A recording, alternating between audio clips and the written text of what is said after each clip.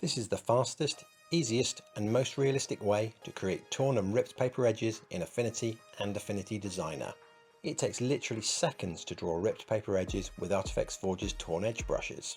Each brush was sourced from real torn paper edges, and we've preserved every detail. They're super customizable too.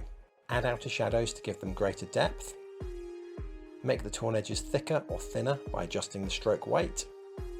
Swap in different torn edge styles with a single click.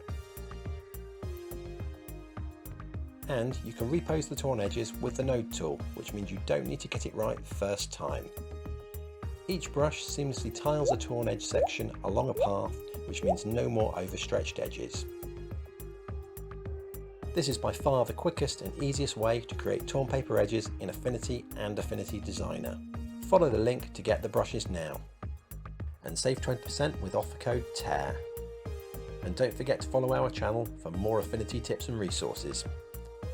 Enjoy the brushes!